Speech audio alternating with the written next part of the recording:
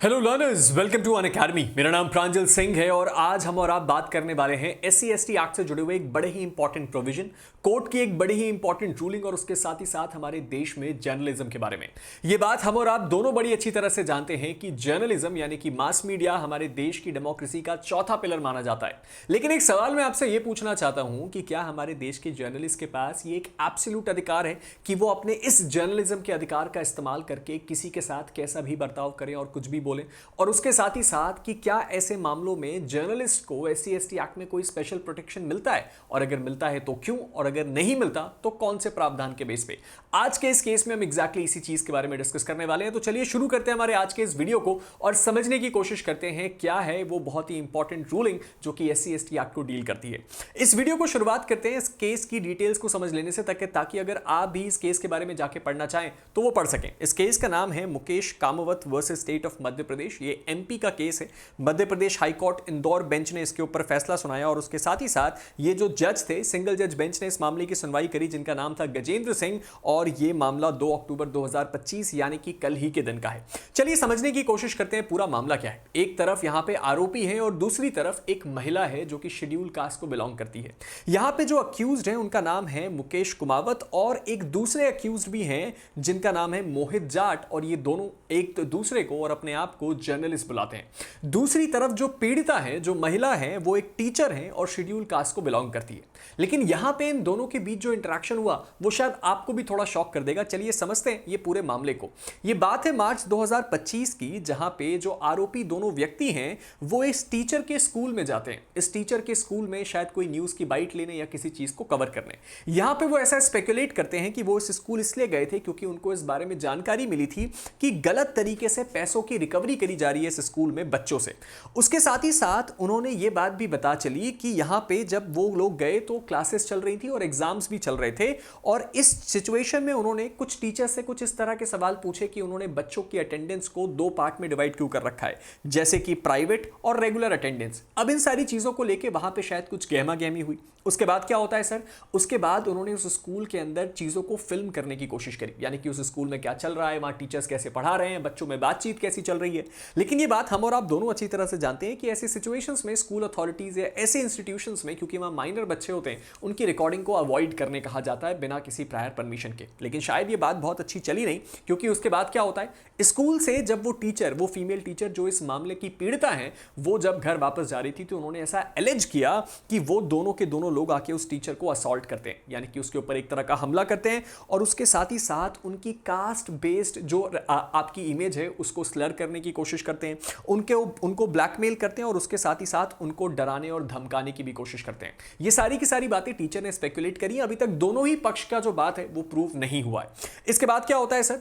उसके बाद होती है सबसे ज्यादा डिस्टर्बिंग चीज, जो हमें और आपको दोनों ये बात सोचने पे मजबूर करती है कि हमारे देश में कभी भी कोई व्यक्ति को अगर कोई अधिकार मिलता है तो उसको उस बात का रियलाइजेशन होना चाहिए कि उस अधिकार को उसको कैसे अच्छे तरीके से इस्तेमाल करना है। यहां पे ये दोनों के दोनों जो जर्नलिस्ट हैं वो एक न्यूज रिपोर्ट छापते हैं, जो कि छपती है दैनिक सच मीडिया जोधपुर एडिशन में। ऐसा न्यूज रिपोर्ट्स में आया है। मैंने अभी तक उस न्यूज पेपर को ना ही पढ़ा है और ना ही मैं जानता हूं कि इस न्यूज पेपर में एक्चुअल में छपा था कि नहीं, लेकिन अभी तक जहां कहीं भी ये बात कोट करी गई है वहां पे इस न्यूज़पेपर का नाम मुझे मिला। तो ये न्यूज़ छपी 26/3/2025 को, जहां पे उन्होंने उस महिला टीचर को चिंदी चोर कह के बुलाया, यानी कि उन्होंने ऐसी बात छापी जिसको अगर इंग्लिश में ट्रांसलेट किया जाए तो वो पेटी थीफ के जैसा साउंड करता है। अब ये चीज अपने आप में काफी डिस्टर्बिंग है, क्योंकि हम सब ये बात जानते हैं कि रैंडमली अगर आप नॉर्थ इंडिया में जाएं, हिंदी स्पीकिंग स्टेट में जाएं, तो जो चिंदी चोर स्लैंग है इसका इस्तेमाल अच्छे कारणों से तो नहीं किया जाता है। इसके बाद क्या होता है सर? इसके बाद ये दोनों के दोनों लोग, क्योंकि अभी तक हमने जो पूरी कहानी है वो उस शेड्यूल कास्ट महिला के पक्ष से सुनी है, अब एक बार जरा इन दोनों जर्नलिस्ट के पक्ष को भी सुन लेते हैं।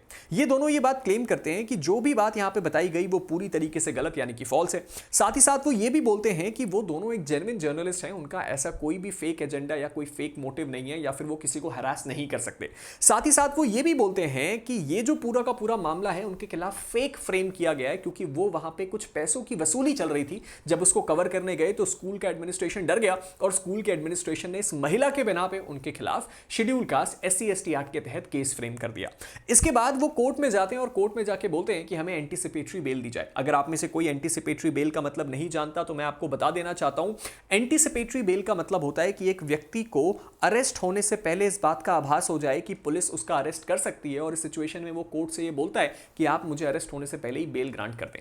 अब ये मामला पहुंचता है कोर्ट में और कोर्ट दो इंपॉर्टेंट चीजों को कवर करती है। सबसे पहला तो SC/ST एक्ट को, यानी कि SC/ST एक्ट के प्रोविजंस को, जिसकी सेक्शन नंबर 18 ये कहता है कि कभी भी किसी व्यक्ति को एंटीसिपेटरी बेल SC/ST एक्ट में नहीं मिलेगी। लेकिन सुप्रीम कोर्ट की रीसेंट रूलिंग आई थी जिसमें मैंने आपको ये बताया था कि SC/ST एक्ट में भी किसी व्यक्ति को एंटीसिपेटरी बेल मिल सकती है अगर प्राइमा फेसाई देख के ऐसा लगे कि इस व्यक्ति की गलती नहीं थी। और दूसरी चीज जो कि डील करी गई वो थी भारतीय न्याय संहिता के तहत असॉल्ट, हर्ट, डिफेमेशन और कास्ट बेस्ड इंसल्ट। अब इसके बाद कोर्ट का क्या मानना था और कोर्ट ने इस मामले में क्या कहा, चलिए समझते हैं।